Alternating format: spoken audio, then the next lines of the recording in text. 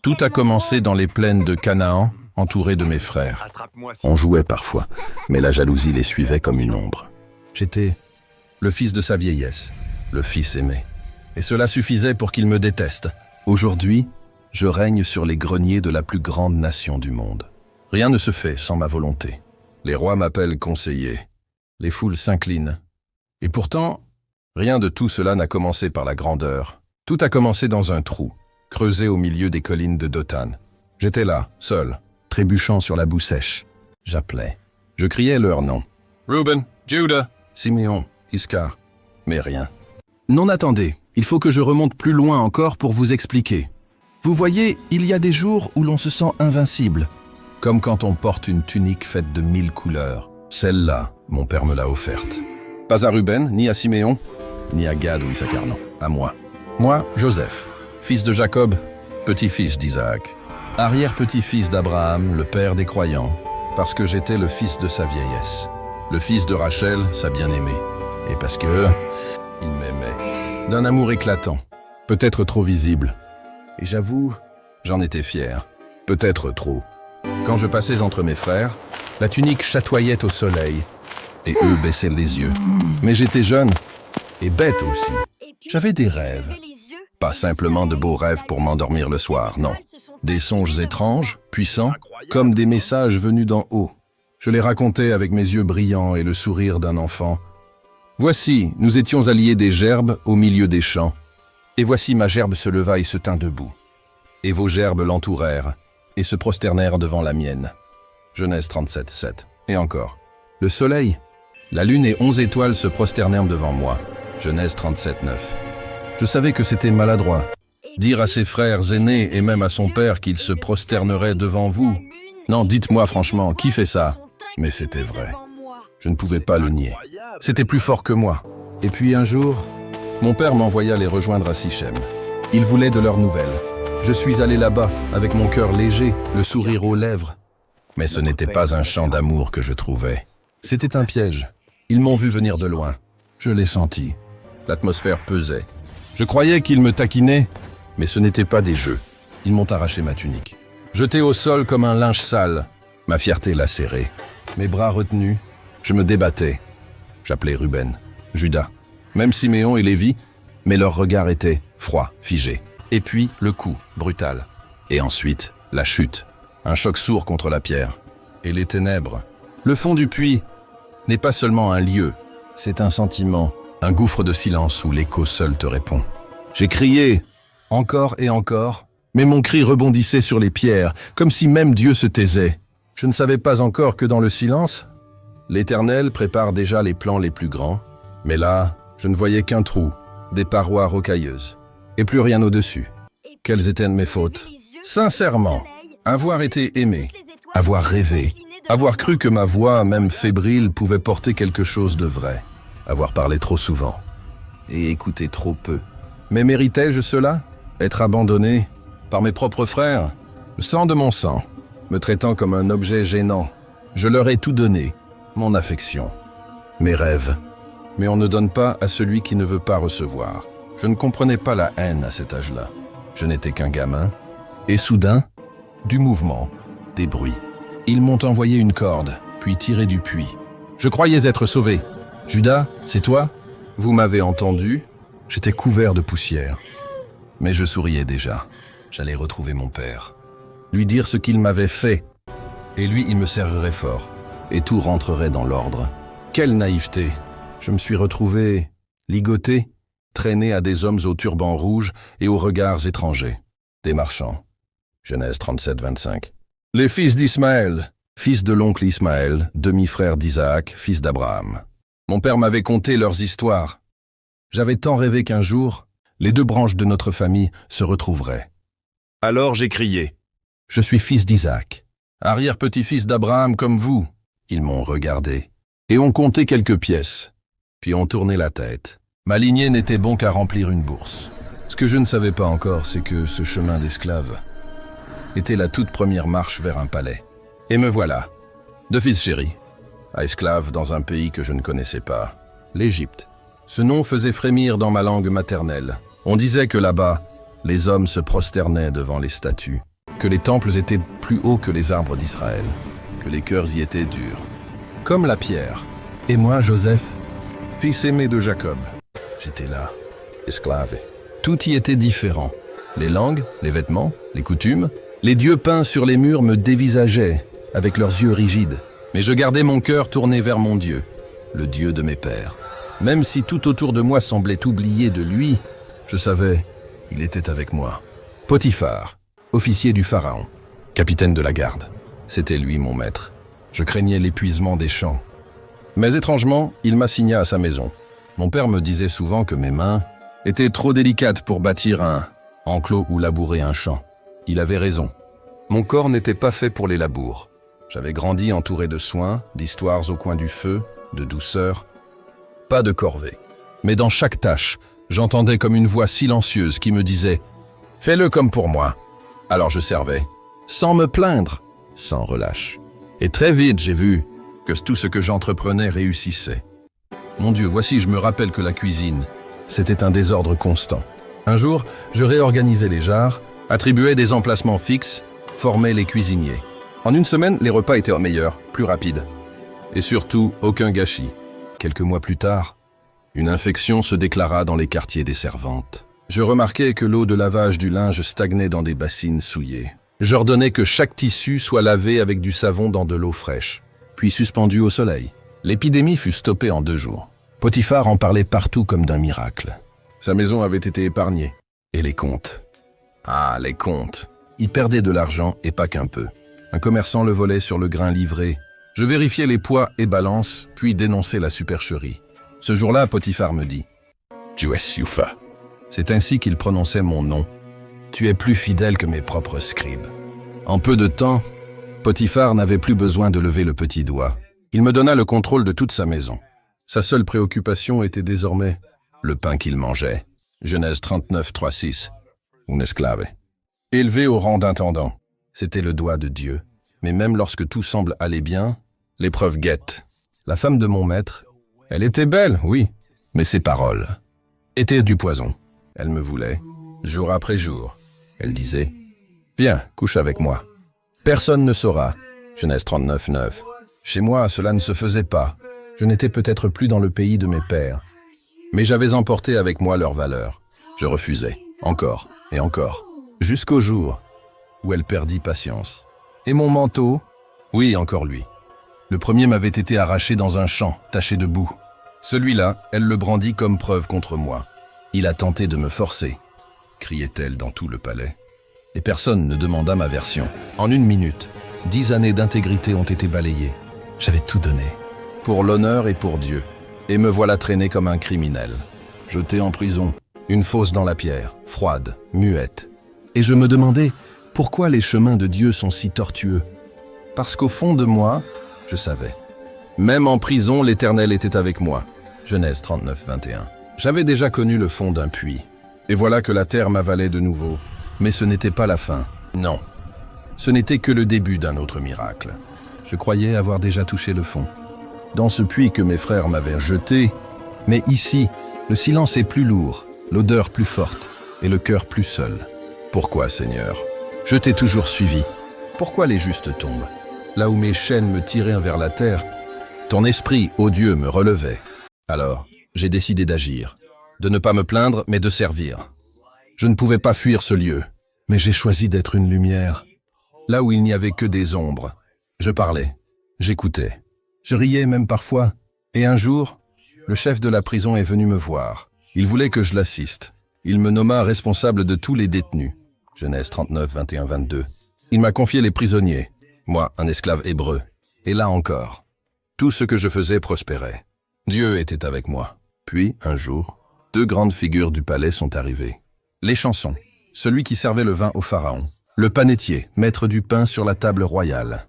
Les 2 accusés, jetés ici, mais leur regard cachait quelque chose de plus profond. Une nuit, les 2 hommes tournent en rond dans leur cellule, sueur, allaitement, ils cauchemardent. Le matin venu, leurs visages étaient pâles, leurs yeux égarés. « Pourquoi avez-vous l'air si abattu aujourd'hui » leur ai-je demandé. « Nous avons fait des rêves. » Et personne pour nous les expliquer, ont-ils murmuré. Les explications ne viennent-elles pas de Dieu? Leur ai-je dit? Racontez-moi. Genèse 48. Dans 3 jours, lui ai-je annoncé, tu seras rétabli devant le Pharaon. Tu lui serviras la coupe, comme avant. Mais s'il te plaît, ma voix s'est teintée d'un souffle venu du cœur. Quand tout cela arrivera, pense à moi. Parle de moi à Pharaon. Dis-lui que je suis ici injustement. Le deuxième rêve, je ne pouvais pas le changer. Son sens était dur, mais je devais être vrai. Même en prison, même face à la peur. Dans 3 jours, Pharaon t'ôtera la tête. Genèse 40-19. 3 jours après, tout s'accomplit. Exactement comme Dieu l'avait révélé. Et moi, j'attends. L'échanson est parti. Je m'imaginais déjà livré, libre. Chaque pas que j'entendais dans le couloir, chaque cri de garde. Je croyais que l'heure était venue. Mais les jours sont devenus des semaines. Les semaines, des mois. Et Dieu a permis que je sois oublié. Genèse 40-23. Pourtant, je n'ai pas cessé de croire. Même dans l'oubli des hommes. Dieu, lui, ne m'oubliait pas. Chaque souffle est entre ses mains. Et bientôt, très bientôt, il allait agir, je le sentais. Puis un jour, on l'a tous senti en prison. Quelque chose flottait dans l'air. Une fièvre étrange s'était emparée du palais royal. Les couloirs bourdonnaient de murmures anxieux. Les sages, les prêtres, les devins, tous étaient convoqués dans la grande salle du trône. Et moi, j'étais toujours dans ma cellule sombre, le dos contre le mur frais. Les yeux levés vers ce petit carré de lumière au plafond. La seule fenêtre sur le ciel d'Égypte que j'avais. Jusqu'à ce que... Des pas précipités. Une clé qui tourne dans la serrure. La porte s'ouvre d'un coup. Un garde me regarde, puis dit « Le Pharaon veut te voir, vite !» Mon cœur s'est arrêté. Moi, un prisonnier hébreu, devant le Pharaon, on m'a rasé, on m'a lavé, on m'a donné des vêtements propres, blancs, légers, parfumés. J'avais presque oublié ce que ça faisait d'être bien vêtu, d'être traité comme un homme. Puis, les grandes portes du palais se sont ouvertes. Des colonnes d'or s'élevaient jusqu'au ciel. Le sol brillait comme de l'eau. Et là, au centre, sur son trône sculpté, drapé de soie et d'autorité, se tenait Pharaon, le roi du monde. Sa voix grave et tendue brisa le silence. J'ai fait un rêve, et personne ne peut me l'expliquer. Mais on m'a parlé de toi. J'ai baissé les yeux, mon cœur battait la chamade. Puis, calmement, j'ai répondu, « Ce n'est pas moi, mais Dieu donnera une réponse favorable à Pharaon. » Genèse 40-16. Il m'a observé longuement, puis a commencé. 7 vaches grasses, belles à voir, paissaient sur les bords du Nil. Puis 7 vaches maigres, aux regards sombres sont venues. Et elles ont dévoré les premières. Ensuite, j'ai vu 7 épis pleins, riches, dorés. Mais 7 épis secs, brûlés par le vent du désert, les ont engloutis eux aussi. Et pourtant, à la fin, rien n'avait changé, comme s'ils n'avaient rien mangé du tout. Je me sentais soudain, comme porté. Une paix étrange m'envahissait. Je savais que cette sagesse ne venait pas de moi. Les 7 vaches grasses, ce sont 7 années. Les 7 épis pleins aussi. Ce seront 7 grandes années d'abondance à travers toute l'Égypte. Genèse 41-26. Mais ensuite viendront 7 années de sécheresse, aussi terribles qu'inoubliables. Une famine si dure qu'on oubliera les années de richesse. Les visages autour de moi pâlissaient. Certains échangeaient déjà des regards inquiets. Mais moi, je continuais. Et maintenant que Pharaon cherche un homme sage, intelligent, qu'il établira à la tête du pays, qu'il divise le territoire, prélève un 5e des récoltes pendant les années d'abondance et remplisse les greniers. Car quand la famine viendra, il faudra être prêt. Un silence lourd tomba après mes paroles. Tous regardaient Pharaon, guettant sa réaction. Puis, il se leva, lentement. Ses yeux se plantèrent dans les miens. Pourrions-nous trouver un homme comme celui-ci, en qui est l'Esprit de Dieu? Genèse 41-38. Et là, il prononça des mots que je n'oublierai jamais. Puisque Dieu t'a fait connaître tout cela, il n'y a personne qui ait autant de sagesse que toi. Tu seras établi sur ma maison, et sur tout le pays d'Égypte. Genèse 41-39-40. Il enleva son anneau royal et le glissa à mon doigt. Il me fit revêtir de lin fin. Il posa un collier d'or autour de mon cou. Moi, Joseph, hébreu, ancien esclave. Prisonnier injustement oublié. En une demi-journée, je suis passé du cachot au trône. On me fit monter sur le 2e char royal. Partout où j'allais, des héros proclamaient « À genoux devant Tsafnat-Painéach, c'est le nom qu'ils m'ont donné en Égypte. » Genèse 41-43, nom donné à Joseph par Pharaon. J'aurais pu me sentir supérieur. victime devenu prince, humilié devenu maître. Mais au fond de moi, je ne cessais de me répéter « Ce n'est pas moi, c'est mon Dieu. Lui seul élève les humbles. Lui seul exalte quand le monde veut écraser. » Et ainsi commença une nouvelle saison de ma vie, celle des greniers à remplir, d'un peuple à nourrir et d'un rôle que je n'aurais jamais imaginé. Mais ce que j'ignorais, c'est que, bientôt, les années de famine n'amèneraient pas que la faim. Elles allaient aussi faire venir du passé, des visages que mon cœur n'avait pas oubliés. Pendant 7 ans, on a semé, moissonné, engrangé. J'avais conçu des plans, donné des ordres, tracé des cartes et construit des greniers, si grands qu'ils semblaient toucher le ciel. Les provisions, nous en avions tellement stocké que même moi je n'arrivais plus à tenir le compte. Il n'y avait plus de nombre sur terre pour estimer nos provisions. Genèse 41-49. Et tout cela, j'en étais responsable. Moi, Joseph, l'ancien fils préféré devenu esclave, l'étranger devenu gardien de la survie d'un empire, peut-être même de toute la terre. Puis la sécheresse arriva, l'herbe jaunit, les bêtes maigrirent, les récoltes cessèrent, et la peur étendit son voile sur les peuples. Mais l'Égypte respirait encore. Grâce à la sagesse que Dieu m'avait donnée, les autres nations, elles, suffoquaient. Et elles venaient, à moi, des caravanes, par centaines, des accents que je ne comprenais pas, mais des visages remplis d'espoir ou de terreur. Un matin, alors que le soleil frappait les murs blancs du palais, je les ai vus, 10 hommes, fatigués, leur peau brûlée par le désert. Mes frères, je les ai reconnus, immédiatement. Leurs regards étaient différents, voilés par l'âge, le poids de la culpabilité. Mais leurs visages, je les connaissais trop bien. Comment les oublier? Eux ne m'ont pas reconnu. Je n'étais plus le garçon rêvant en hébreu. J'étais vêtu d'or, coiffé comme un noble d'Égypte. Ma voix passait par un interprète. Mais en secret, je comprenais chaque mot qu'ils disaient. Leur langue, mon cœur vibrait au son de l'hébreu. J'ai vu la honte dans leurs yeux, la peur, et pour la première fois, j'ai su. La plaie saignait encore dans leur mémoire. Mais je ne pouvais pas simplement me jeter dans leurs bras. Pas encore. Je devais savoir, avaient-ils changé? Étaient-ils encore les mêmes hommes qui m'avaient vendu comme on vend une bête? Alors, je les ai mis à l'épreuve. Lorsqu'ils ont parlé de Benjamin, mon petit frère, mon cœur s'est serré. Papa était vivant. Mon frère était en sécurité. Mais je devais savoir jusqu'où iraient ces hommes pour l'un des leurs. La coupe, elle n'était qu'un test. Mais c'était tout pour moi. Comment allait-il réagir? Allait-il rejeter Benjamin comme il l'avait fait avec moi? Ou allait-il enfin se battre pour leur frère? J'entendais. Mon frère Judas, lui qui m'avait livré aux Ismaélites, maintenant, il voulait donner sa vie pour Benjamin. Ils n'étaient plus les mêmes hommes. Ce jour-là, j'ai vu la repentance, la rédemption et la vérité éclater dans leurs larmes. Mes frères m'avaient trahi, mais l'Éternel m'avait préparé. Et au milieu du pouvoir, des responsabilités, mon cœur d'enfant rêvait toujours de retrouver mon père. Je n'ai plus tenu. Mon cœur était en feu. Ce poids, je ne pouvais plus le porter un seul instant. Le passé, la douleur, l'amour, le pardon, tout se bousculait en moi. Tous ces regards devant moi, leurs yeux remplis d'incompréhension. Mon cœur criait. Alors j'ai parlé. Genèse 45:1-3. Faites sortir tout le monde, qu'il ne reste aucun Égyptien dans cette pièce. Et puis, je me suis levé. Mon corps tremblait. Ma voix s'est élevée comme un cri retenu depuis trop longtemps. Je suis Joseph. Je suis votre frère, celui que vous avez vendu. Le silence, glacial. Leurs yeux se sont figés. Leurs visages ont pâli. Judas, bouche bée. Reuben, immobile. Benjamin, mon petit frère perdu. La peur a envahi la pièce. Ce n'était pas seulement un choc. C'était la crainte du jugement. Ils pensaient que j'allais me venger. Qu'en un mot, je pouvais les faire exécuter. Et c'était vrai. J'avais ce pouvoir. Et même, aux yeux des hommes, j'en avais le droit. Mais je n'étais plus ce jeune garçon jeté dans un puits. Dieu avait changé mon cœur, tout autant qu'il avait changé ma vie.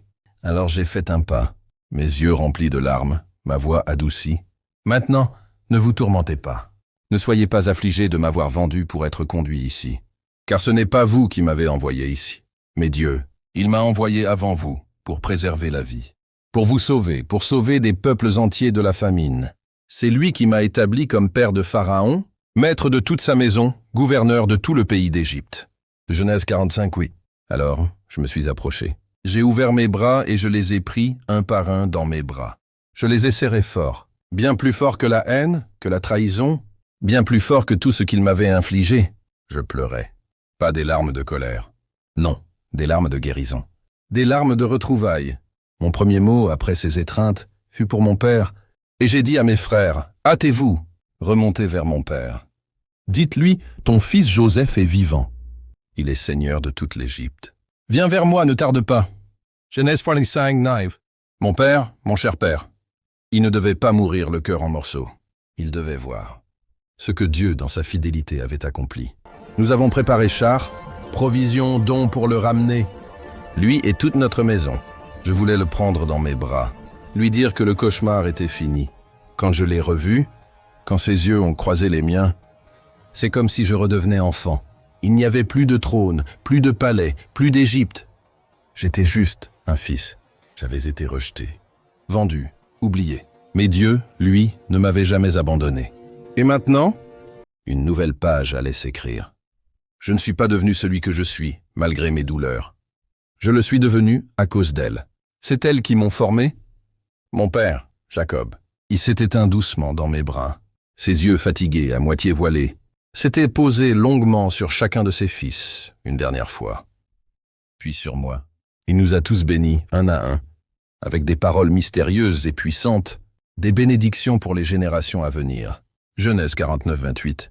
Quand ce fut mon tour, ses mains tremblaient, mais je sentais encore la force de l'homme qui avait lutté avec Dieu et qui avait gagné, Osée 12:4. Il me regardait comme s'il me voyait enfant, avec ma tunique multicolore.